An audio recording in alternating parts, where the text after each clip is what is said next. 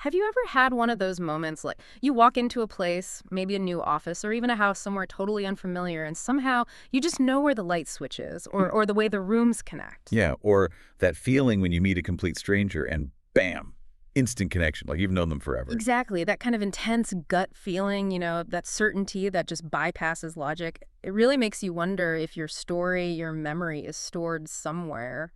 Well, somewhere bigger than just your brain. It really does. It's that sense that your personal timeline isn't just this straight line from A to B.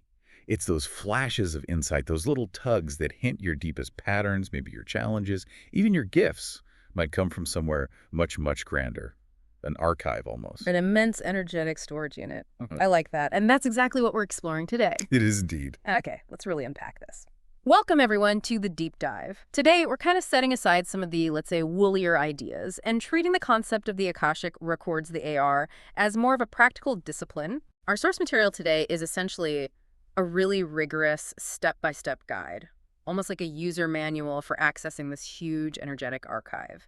It covers techniques, ethics, specific applications, the whole 9 yards. And our mission, for you listening, is pretty clear.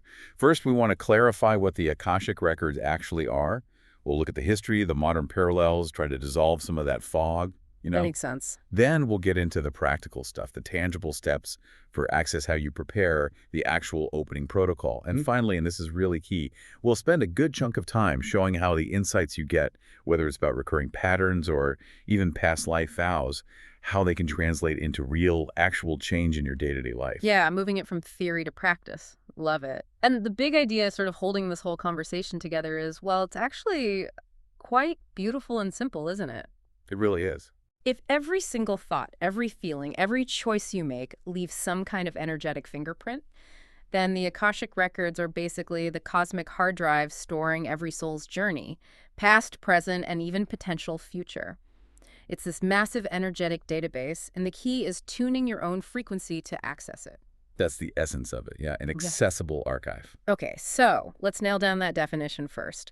When people hear Akashic Records, I think many imagine something, I don't know, grand but kind of static, like you said, a giant library in the sky, maybe full of dusty old books. Right, that's a common image. But the guide we're using paints a very different picture. It suggests something far more dynamic, more alive. So what is it then, simply put? Simply put, it's not physical files, it's not paper, not a building. It's more like living vibrations woven right into the fabric of existence itself. Think less file system, more. A vast, constantly updating, energetic archive. It holds every single thought, feeling, action, choice, even potential that your soul or any soul really has ever generated, stored as frequency. It's like the energetic history of all consciousness. Wow. And the way people experience accessing this, it can look really different depending on the person, right? The guide mentions some pretty amazing visualizations. Oh, absolutely. It depends on your inner language, so to speak. Some might see that vast hall lined with swirling shelves of pure light. Others might perceive a crystalline chamber, knowledge etched into shimmering walls. Or just feelings, information downloads. Exactly. For some, it's just these pulsating orbs of condensed information that you just know instantly. The core thing is that it's responsive. It reacts to your attention, your intention. To really get the weight of this, though, we probably need to touch on the history. This isn't some brand new idea, is it? Not at all. That's what's so fascinating. The roots go deep, showing this concept isn't tied to just one modern spiritual trend. The word itself, Akasha, it comes from Sanskrit. Meaning? Meaning ether, or primary substance. In ancient Hindu thought, Akasha was seen as the very first element, the fundamental space from which air, fire, water, earth, all the others emerge. It's the primordial container, the repository. That continuity is really striking. You see echoes of this everywhere, don't you? It's like humanity has always had this intuition about a universal record. Precisely. Look at Christian mystics. They've talked about the Book of Life for centuries, where every deed, every choice is recorded. Right. Then you have Islamic mysticism with Allah al-Mahfuz, which means the preserved tablet. Same core idea. And in Tibet. Tibetan traditions speak of the mind stream, this continuous flow of consciousness and experience. So the metaphors shift scrolls, tablets, a stream, but they all point to the same fundamental truth. Experience leaves an energetic trace in some kind of matrix that exists outside linear time. Okay, and this is where it gets really interesting for me, bridging this ancient wisdom with, well, today. If we're talking about memory embedded in energy, aren't we getting close to quantum physics territory? We absolutely are. Now, obviously, academic physicists aren't putting Akashic records in their research papers, Uh-huh, probably not. but their work on things like the unified field, quantum entanglement, it resonates remarkably well. They talk about particles being connected across vast distances, instantly sharing information. It suggests that while things look separate here, on a deeper level, everything might be interconnected and constantly exchanging data.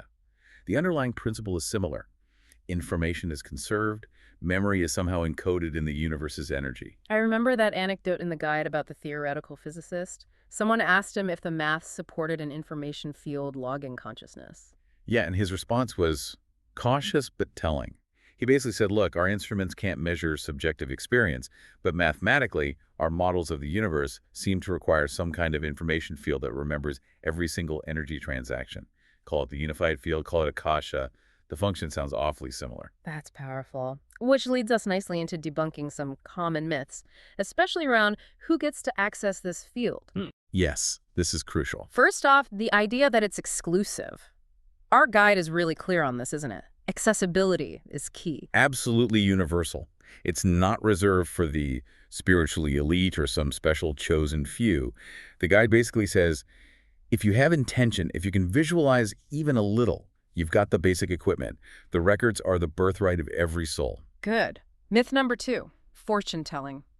This one trips people up. Hugely important to grasp this. The AR are not a crystal ball for picking lottery numbers or finding out exactly when you'll get that promotion. That's not how they work. They share potentials, right? Based on your current energy. Precisely. They reveal potentials conditioned by your current vibration, your current choices. Okay, let's make that concrete. Say I ask, will I marry John next year? What would the records show me? Is it a yes-no? It's almost never a simple yes or no, because that future isn't fixed. Depends on countless choices, both yours and John's. Instead, the records might show you the landscape of possibility. Okay, like what? Like they might show that if you continue cultivating a vibration of, say, openness, vulnerability, and true partnership, then the potential for a really fulfilling relationship, which might currently feel like John but could manifest differently, that potential is very strong in the coming cycle. They show you the trajectory you're on based on your current energy and the probable outcomes if you stay on that path. It's navigational, not predictive. Ah, okay. That puts the power and the responsibility right back on you, which makes sense. Totally.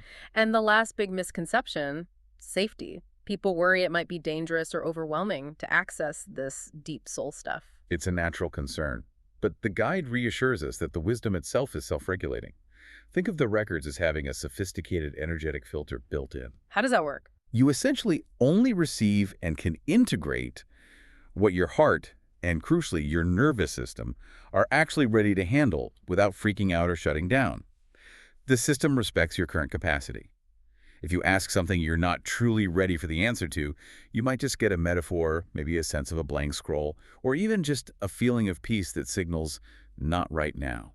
That self-regulating aspect is really key, I think. And it explains why the next part, the preparation, isn't about earning access, but more about optimizing your ability to receive the information clearly. Exactly. Tuning your receiver. Okay, so we've established the records are there, they're accessible, but you can't just barge in, right? Access requires tuning yourself first. Why is this inner prep work so vital before you even try to open them? Well, imagine trying to download a super high-definition movie file onto a really old, glitchy computer. It just won't work properly, right? Right. It'll be pixelated or crash. Exactly. If you jump into accessing this high-frequency information field without preparing your own inner state, the insights get distorted, they seem blurry, or you might miss them entirely. The guide uses the analogy of trying to project a 4K film onto a wrinkled, dirty screen. Ah, okay. So preparation smooths out the screen. Precisely.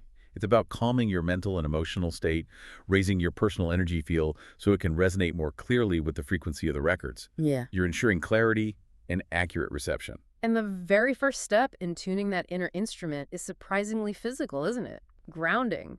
Why start with rooting ourselves into the earth before we go exploring the cosmos? Because if you open up your energy field really wide without an anchor, you can end up feeling totally spaced out, lightheaded, scattered, disconnected from your body and reality. Yeah, I can imagine that. Grounding creates a complete energetic circuit.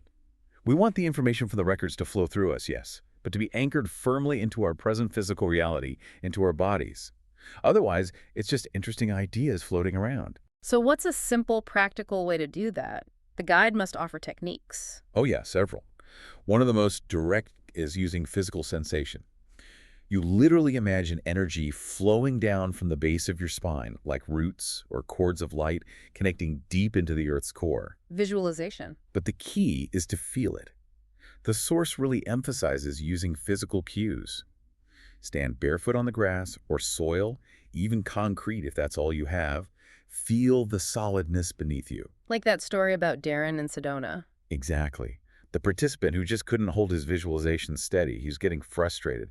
Then the facilitator suggested he take his shoes off and really stand on the red sandstone. Maybe bend his knees a little, feel the connection. And it worked. Instantly anchored him. That physical sensation locked the spiritual awareness into his body. It made the connection real, tangible. And this focus on stillness, on grounding, it connects directly to our brain state too, doesn't it? We need to shift gears mentally. Absolutely. The science backs this up.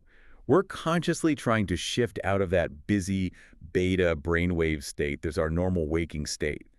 Problem solving, analyzing, often quite stressed, the monkey mind or arguing mind. Right, we need to chill out, basically. Exactly. We're aiming for alpha rhythms. That's a slower frequency associated with being relaxed but still alert. Think of the feeling you get when you're calmly walking in nature, just observing. And if you go even deeper, Then you might reach theta. Theta waves are fascinating, that state on the edge of sleep, deep meditation, hypnosis. It's where dreamlike imagery and profound creative insights often surface. That's often where the record's information comes through most clearly. so how do we encourage that shift? Breathwork is the primary tool. It acts like a bridge, guiding us into these more relaxed, receptive states. Ah, the breath bridge. The guide specifically recommends the 4-7-8 pattern, right? Why that particular rhythm? Inhale 4, hold 7, exhale 8. That specific ratio is apparently very effective at quickly activating the parasympathetic nervous system, the rest and digest system. You inhale for 4 counts, relatively short. You hold for 7 counts, which builds a gentle focus and allows oxygen saturation. Okay. And then the key is the long, slow exhale for 8 counts. That extended exhale is a direct signal to your body saying, you are safe, relax. It immediately helps lower your heart rate, release physical tension. You can almost feel your body melting into the chair. And that clears the way for inner vision. It moves you out of fight or flight and into deep receptivity. People often report their inner vision literally brightening almost instantly with just a few rounds of 4-7-8 breathing. But wait, before we even get to the breathing, there's the mental clutter, right? You can't access deep wisdom if you're mentally running through your grocery list or worrying about an email. Oh, absolutely not. The guide calls this cleansing the inner canvas. If your mind is jammed with to-do lists, anxieties, little resentments simmering away, those thoughts create static interferent. They become the wrinkles on that projection screen we talked about. So what's the fix? Just tell yourself to stop thinking about it. Slight chuckle. If only. No, the remedy offered is simple but surprisingly effective and non-negotiable according to the source. Take 5 minutes before you even start meditating or breathing. Get a notebook and pen. Okay. And just write down every single stray thought that pops into your head. Every worry, every task, every person you need to call back. Dump it all onto the paper. Like a brain dump. Exactly. And then this is important. Physically put the notebook aside, maybe even out of sight. You're making a conscious agreement with your mind. Okay, I've captured these things. They're safe. We can deal with them later. It frees up mental bandwidth. That makes a lot of sense. Okay. Canvas cleansed. Now we move into visualization itself, which the guide says is kind of the language of this inner realm. It is. Visualization is the primary way many people receive information from the records. But it needs practice, like any skill. And it's easy to dismiss it initially, isn't it? Like, oh, I'm just making this up. That's the biggest hurdle for many people. The guide stresses that the first glimpses are often really subtle. A quick flicker, a faint impression.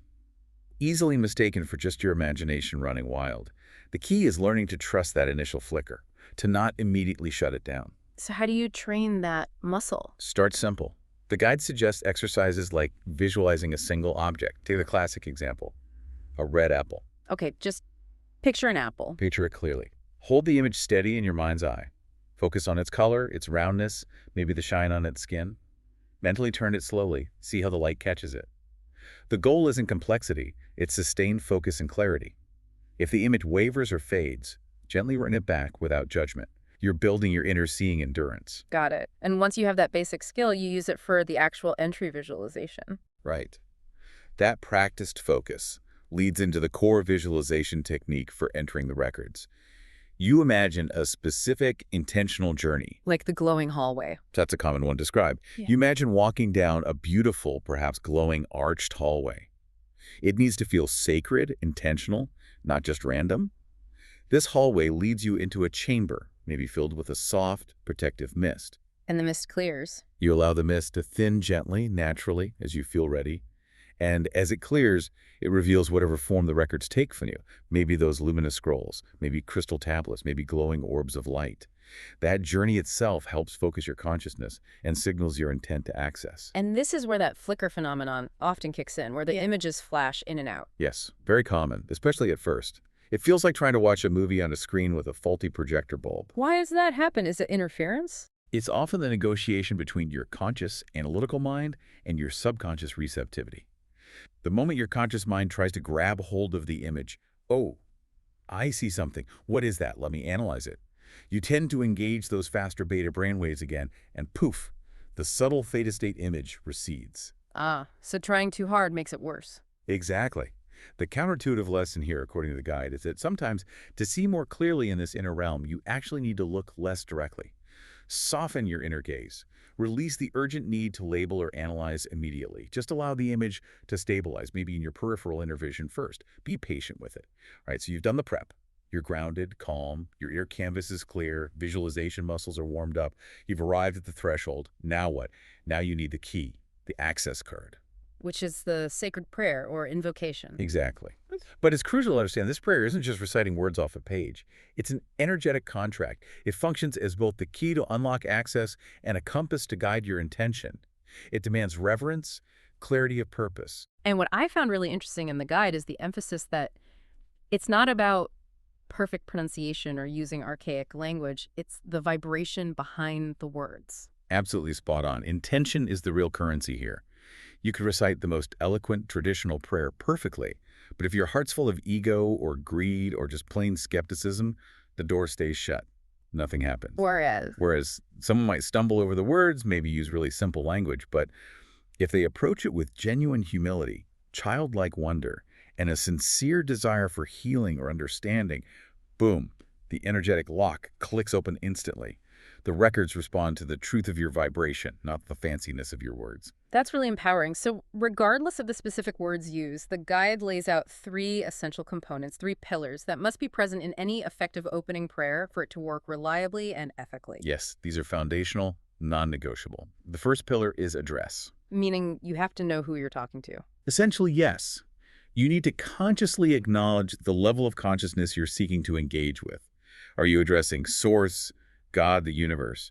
Are you speaking to the lords or guardians of the records? Or perhaps your own higher self or soul guides? You need to set that level of respect and energetic awareness right at the start. Okay, address. What's the second pillar? The second is authority. You have to establish your right to be there, your right to access this specific information. It's like showing your ID badge at a secure facility. How do you do that energetically? Usually this involves stating your full legal name, clearly the name associated with this particular incarnation, and often your date of birth. You're essentially saying, this is me, this specific soul expression, and I am requesting access to my records, or the records of someone who has given explicit permission. It confirms your identity within the energetic field. Makes sense. Address, authority, and the third pillar. The third, and arguably the most critical for ethical practice, is alignment.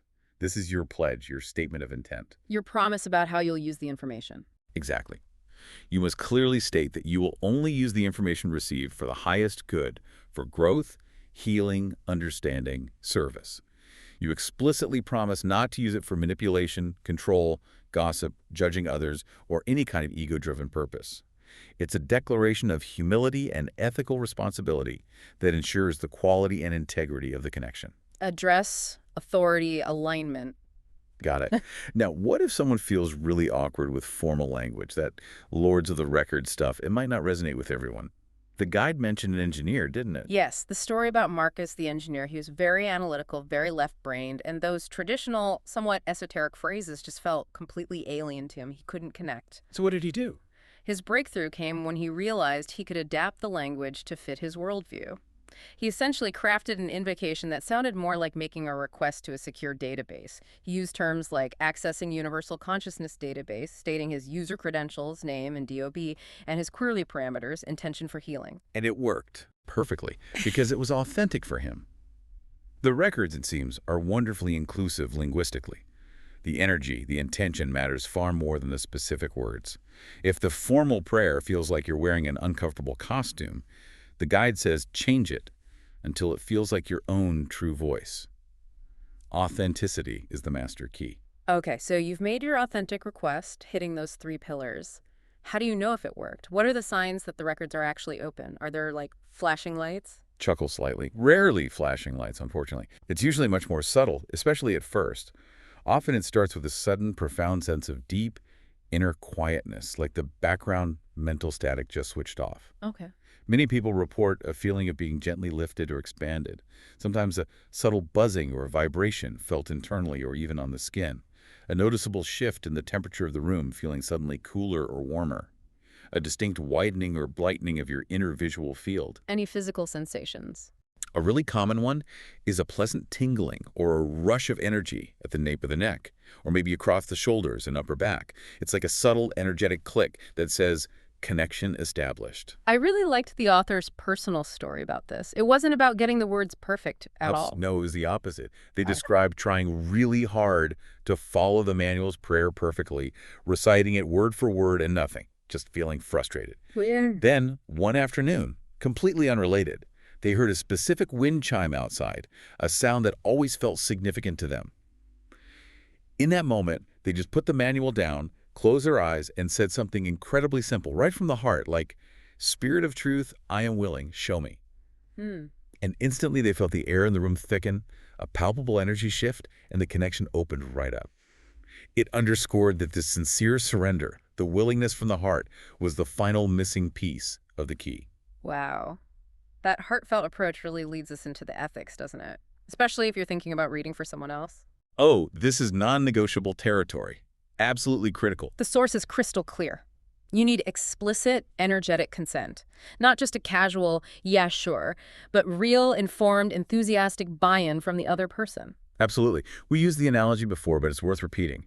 Accessing someone else's records is like asking permission to read their most private, intimate diary, stretching back across lifetimes. You are entering their sacred soul history. You must have their full, conscious, energetic permission. And the guide gives a pretty stark warning about what happens if you try to bypass that, right?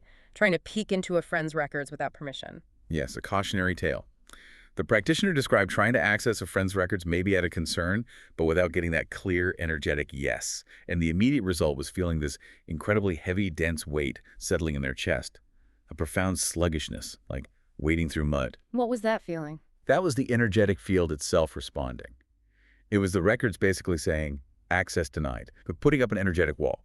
It's the system inherently protecting individual sovereignty. You cannot ethically force access. The records themselves uphold that boundary. Okay, so permission is paramount. Then, after a session, whether for yourself or someone else, you can't just, like, hang up the phone, right? The closing protocol is just as important as the opening one. Absolutely essential. Think of it like properly logging out of a secure system and closing all the windows. It's vital for your energetic hygiene. Why specifically? When you access the records, your energy field opens up, it stretches. The closing protocol seals that field back up properly. It prevents what the guide terms psychic spillage, where residual energy from the session or unanswered questions kind of lingers and drains your energy afterwards, or where you remain slightly tuned in when you need to be present in your daily life. So how do you close? It's usually quite simple, but needs to be done with conscious intent.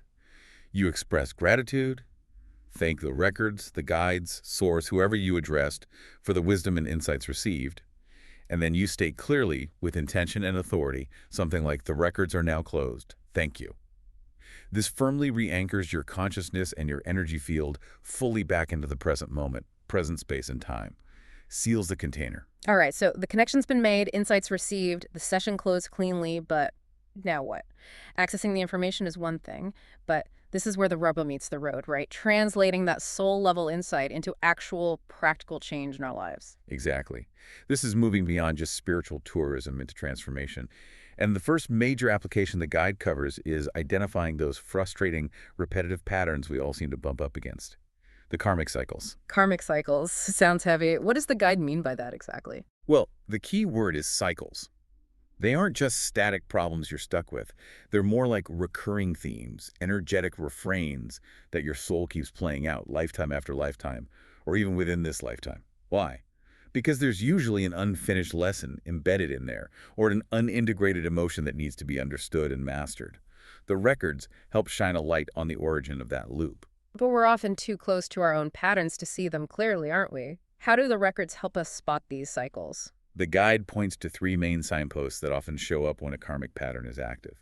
First is persistence. Meaning it just keeps happening? Yeah, the déjà vu experiences. Yeah. You find yourself in the same type of conflict, the same challenge over and over. Even if the people or the specific circumstances change, it's the same underlying dynamic playing out. Okay, persistence. What's second? Second is intensity. You have these wildly over-amplified emotional reactions to seemingly minor triggers. Someone makes a small comment and you erupt in rage or dissolve into despair. That intensity often signals that a much older, undigested wound or trauma from the past is being activated by the current situation. Right, like the reaction is way out of proportion. Exactly. And the third signpost is emotional resonance. This is that familiar, heavy feeling that seems to hang around you, maybe chronic self-doubt or a specific kind of grief or anxiety that doesn't seem fully explained by your current life circumstances. It feels old, pervasive. And the records can show these patterns through symbolism too, can't they? Like that story about Daniel and his finances. Yes, that's a great example of how clear the symbolism can be. Daniel constantly struggled with money, unexpected bills, investments going sour, just never getting ahead. When he accessed his record-seeking understanding, he wasn't shown spreadsheets. No. What did he see? He saw himself standing in this endless hallway, and all along the hallway were doors, slightly ajar. And each door was clearly labeled with a dollar sign. Wow, what did that mean? His guides explained that these represented open loops in his energy field related to finances. Things like lingering resentments towards people he felt owed him money, or people he owed money to. Unfinished administrative tasks related to finances. Small promises he'd made about money and hadn't kept. Each open loop was like a slow leak, draining his life force and, consequently, his financial flow. The record showed him the energetic root cause, not just the surface symptoms. Okay, so you recognize the pattern, maybe see its origin story. Then what? How do you actually change it? This is where the guide's three-phase healing template comes in, I believe. Yes, this is the core mechanism for shifting the energy, for moving the insight from just knowing it in your head to actually changing it in your body, in your life. Phase one is recognition. Just seeing it clearly. Seeing it clearly, yes, but specifically witnessing the origin story of the wound or pattern without judgment. You observe the past life scene or the childhood event or whatever the root is with a kind of compassionate attachment, like a historian observing an event, not condemning the actors, just seeing what was. Okay. Recognition. Then phase two sounds potentially harder. Resonance. Resonance is crucial, and yes, it can be challenging, but it's where the deep release happens. It means allowing the undigested emotion connected to that original event to actually surface and move through you now, but in a safe, contained way. So if the original wound was about betrayal and grief, you have to feel that grief now. You have to allow the energy of that grief to be felt and processed, yes. The guide is adamant. Feeling is how we digest and integrate experience. We're not trying to re-traumatize ourselves by reliving the event mentally. We're allowing the stored emotional charge of that event, which has been stuck in our system, to finally complete its cycle and release.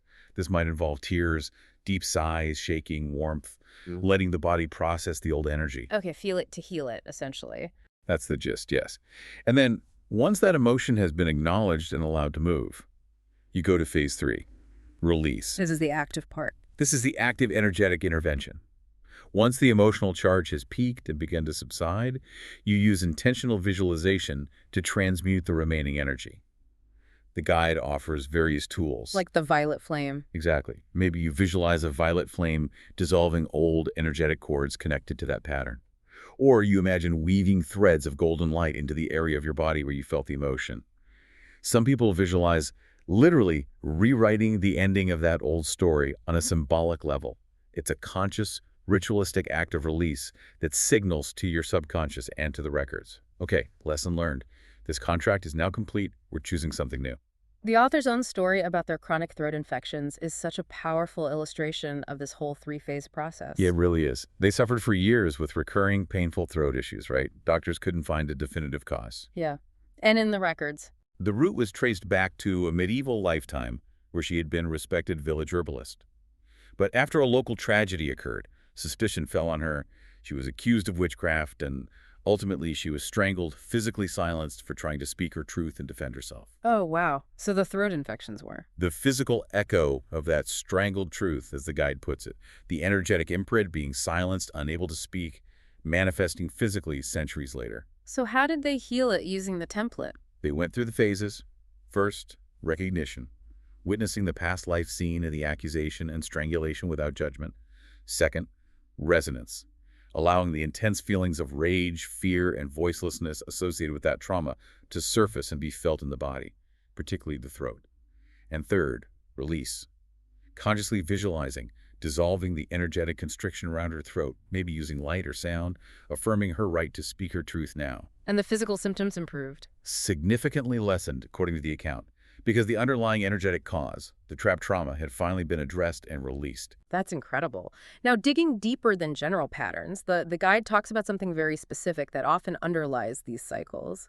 Binding vows and oaths made in past lives. Yes, these are like hidden anchors, these invisible energetic threads that can hold patterns in place with surprising strength.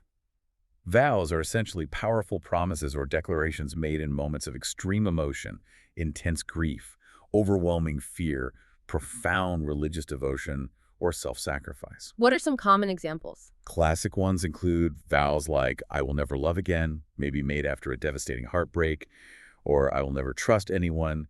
And the big one that comes up a lot in the context of abundance issues, the vow of eternal poverty, often made in past lives dedicated to strict religious orders, or perhaps in times where wealth attracted dangerous attention. Okay, wait. I need to push back on this a bit. For the listener, how can a promise about poverty I supposedly made hundreds of years ago genuinely affect my ability to, say, save money today? Isn't that maybe? Letting myself off the hook for bad financial habits. That's a totally fair and important challenge. It's not about excusing current behavior. It's about understanding a potential underlying energetic driver that makes those current behaviors almost compulsive. The records, according to this perspective, reveal the mechanism. Ow. When you made that vow, let's say, of poverty in a moment of intense conviction or fear, you essentially imprinted a powerful directive onto your soul's blueprint, onto your energy field. That energetic imprint doesn't just fade with time. It doesn't recognize linear time in the same way we do. So your current self-sabotaging behaviors around money may be an inability to hold on to it, a subconscious belief that having wealth is inherently bad or dangerous, constantly hitting an income ceiling, could be that ancient vow still operating perfectly, fulfilling its original directive to keep you safe, but keeping you poor or non-materialistic.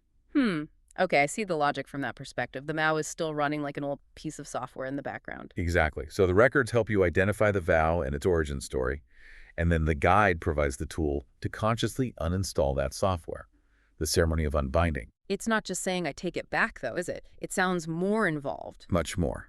It's a process of respect and conscious rewriting. First, you absolutely must honor the original vow and the intention behind it. You acknowledge how it served you or protected you at the time it was made. If it was a vow of poverty made in a monastic life, you thank it for the focus it provided or the safety from persecution it might have offered. You don't just dismiss it. Okay, honor the past. Then what? Then you consciously and clearly revoke the directive for your current life while still holding on to any wisdom gained. You state that the vow is now fulfilled, its purpose served, and it is no longer needed or beneficial in its original form. And finally, you create and declare a new statement of truth, a new vow for your present and future. For example, moving from I vow eternal poverty to something like I honor my past devotion and I now choose and vow balanced abundance, sovereign stewardship of resources, and prosperous circulation for the good of all. It's like formally renegotiating and re-signing your soul's contract in that area. That story about Mara the apothecary really illustrates this well. Mara's story is classic. In a past life, she was a skilled apothecary, but a noble under her care died unexpectedly. Filled with guilt and fear of reprisal, she vowed never again to practice a craft that would raise her status or make her visible, fearing success made her vulnerable. In her current life. Chronic career self-sabotage. Every time she got close to real success or recognition, something would mysteriously go wrong. She'd undermine herself, hit an invisible ceiling financially and professionally. The old vow was still active, equating success with danger. The unbinding ceremony allowed her to thank the vow for its original, if misguided, attempt at protection, release its hold, and write a new directive. I am safe, supported, and celebrated in my full visibility and success. Powerful stuff. Okay, so we've recognized patterns, done the healing work, maybe unbound some old vows. The final crucial step the guide emphasizes is integration. How do we take these profound insights and ceremonies from the meditation cushion and actually live them on the sidewalk, day to day? Yeah, this is where the magic really happens. Or doesn't, if we skip this step. The wisdom has to become cellular, embodied, not just a cool concept you think about sometimes. Otherwise, the old patterns can creep back in. So how do we integrate? What are the practical tools? The guide offers several simple but potent micro-rituals for weaving the insights into daily life. One is called morning anchoring. What's that involve? Simply taking a minute or two when you first wake up before jumping into the day. Connect inwardly, maybe take a few deep breaths, and silently ask your higher self or the records, what quality would best serve me and the world through me to embody today? And you get an answer. Usually a single word or feeling comes through maybe patience, maybe courage, humor, discernment. It sets an intentional, soul-guided tone for the day rather than just reacting from ego or habit. I like that. What else, especially relating to those poverty vows we talked about? Yes, for integrating abundance, the guide suggests consciously changing your relationship with money through a practice called money as a mirror. How does that work? If you're working on releasing old scarcity programming, you need to actively practice seeing and treating money differently. This might involve literally blessing the money that comes and blessing checks, invoices, even the cash in your wallet. Visualizing currency not as dirty or limited paper, but as flowing golden energy, sparks of light that are eager to circulate and support well-being. Every time you interact with money, you consciously choose to see it through a lens of abundance and gratitude, actively rewriting the old scarcity story. So changing the energy through conscious interaction. Precisely. And then there's managing the stress and triggers of everyday life after you've had a profound insight. The guide mentions the soul apostrophe. Soul apostrophe, like the punctuation mark? Chuckles? Kinda. Yeah. It's about creating tiny pauses, little breaths in your day to consciously check in and realign. It's smuggling spiritual practice into the mundane. Give me an example. Okay, like before you answer the phone, especially if you anticipate a difficult call, take one slow, deep 4-7-8 breath. Pause. Or when you finish one task and are about to rush into the next, stop completely for just 10 seconds. Close your eyes, take a breath, consciously release the energy of the last task, and intentionally choose your energy for the next one. These micro pauses, these soul apostrophes, help you break reactive patterns and respond from your centered, integrated self rather than old programming. That sounds doable, and all this integration work ultimately leads towards living as your authentic soul self, right? That's the goal. But the guide is clear. Authenticity isn't about suddenly becoming this perfect, enlightened being. It's often a messy, ongoing process of taking off the masks you've worn, maybe for lifetimes. And that can be uncomfortable, especially for others. The guide talks about the courage to disappoint. Yes. This is huge. If you've spent years or decades playing a certain role, maybe the responsible one, the people pleaser, the tough executive, the perpetual victim, then stepping into your true, more complex self will inevitably disappoint some people who were invested in the old mask, who benefited from it. Authenticity requires the courage to let them be disappointed, to stop contorting yourself to fit their expectations. It's a necessary friction on the path. And that authenticity naturally leads to healthier boundaries too, I imagine. Absolutely. Soul-aligned relationships, the guide suggests, thrive on honest, clear boundaries rooted in your own sovereignty and truth.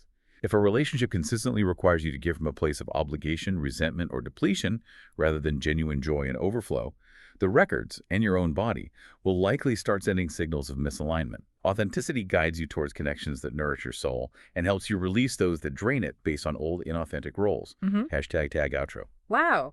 We have covered a lot of ground in this deep dive. We started by defining the Akashic Records not as dusty books, but as this living, vibrant, cosmic archive. Then we walked through the practical steps for access. The crucial preparation of grounding, calming the mind, the 4-7-8 breath, cleansing the canvas. Right, and training that inner vision. Exactly. Then the opening protocol itself, the importance of intention, the 3 pillars of address, authority, and alignment in your prayer, and the ethics involved. Consent and closing cleanly. Yeah. And finally, we spent significant time on the real heart of it, application, how to use the insights to recognize those repeating patterns. Use the 3-phase healing template: recognition, resonance, release. To heal old wounds, release those incredibly sticky past life vows, and most importantly, how to integrate all this wisdom into our daily lives through things like morning anchoring and the soul apostrophes. Making it real. Making it real. It really frames the records not as some kind of spiritual escape hatch or fantasy land, but as a powerful, practical tool for real, embodied, conscious change in the here and now. Beautifully summarized.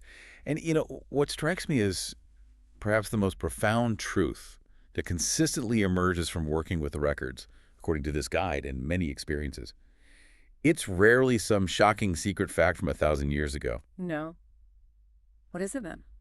It's the simple, yet incredibly empowering realization that your soul is, and always has been, the author, the editor, and the illustrator of its own unfolding story. The past explains the echoes, the context, the patterns, but you, right here, right now, are the one holding the pen. You get to write the next chapter. That's a perfect place to leave it. Which brings us to our final provocative question for you, the listener, to take away and mull over. If you knew with absolute certainty that the biggest, most persistent challenge in your life right now, that thing that just keeps tripping you up, no matter what you try, if you knew it was merely the echo of an old promise you once made, a vow that has long since served its purpose, what single concrete choice could you make today to honor the lesson learned from that old story, consciously sign the new contract with yourself, and finally begin writing the new ending? To get more details about visualizing the Akashic Records, a guided path to understanding your soul's journey, click the below link. Subscribe us to get more content like this.